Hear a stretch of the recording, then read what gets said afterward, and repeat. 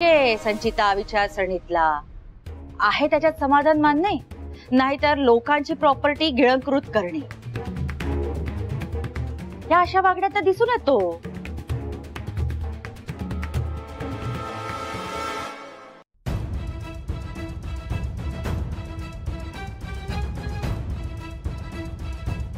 मज्जा तर खूप येत होती दोघींना भांडताना पाहून, पण या मम्मा बॉम्बची वाट लावून निघून गेल्या। संचिता बाई, हा बॉम्ब कदाचित तुझ्या शेजारी फुटेल आणि तुला शिव्या खाव्या लागतील वॉर्डनच्या।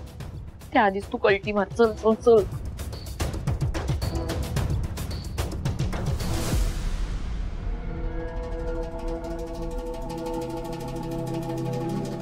मम्मा,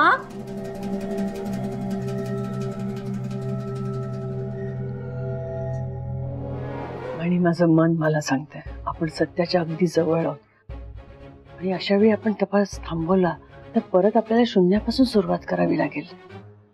तुला आठवत असेल तर आधी सुद्धा असंच झालं होतं। 2 वेळा तपास थांबवण्यात आला होता। बाळाचा बाप कोण हे DNA मध्ये कळलंच नाही, म्हणून तपास थांबला आणि आपण पण पाठपुरावा नाही केला। त्यामुळे आज स्वानंदीचा गुन्हेगार राजरोसपणे फिरतोय, त्याला शिक्षा झालेली नाहीये। आपण त्याला शिक्षा द्यायची। विचार कर मणी, उद्या तुझं बाळ मोठं झालं आणि त्याने जर का तुला विचारलं की माझ्या आईच्या गुन्हेगाराला शिक्षा का नाही झाली, काय उत्तर देशील तू? तुला माहिती म्हणे, त्याच्याकडे बघू सुद्धा शकणार नाहीस। नाही म्हणे, आपण हवालदाराला भेटायला जायचं।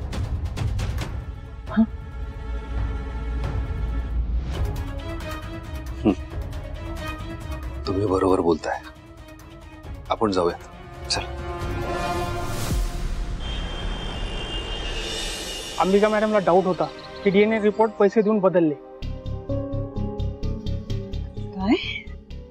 काय बोलताय तुम्ही? अहो, जे खरं आहे तेच बोलतोय मी, कारण अंबिका मॅडम आणि शिंदे त्याच लाईनवर तपास करत होते।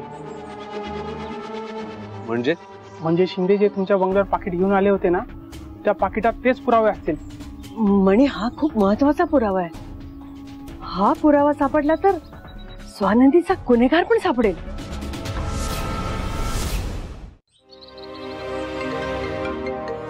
अहो, तुम्हाला सांगितलं होतं ना फोन चालू ठेवू नका म्हणून, ऐकलं नाही तुम्ही? नाही ये तुम्ही। अहो ऐका तर। स्वानंदी, हॅलो स्वानंदी, काय झालं? तुम्हाला त्रास होतोय का? मणी सर, तुम्ही घरी नाही आहात का? बाहेर आहात का? हो, बाहेर म्हणजे इथेच आहे, घराजवळच आहे, फार लांब नाही आलोय, म्हणजे लगेच निघू शकतो इथून। काय झालं, मी येऊ का?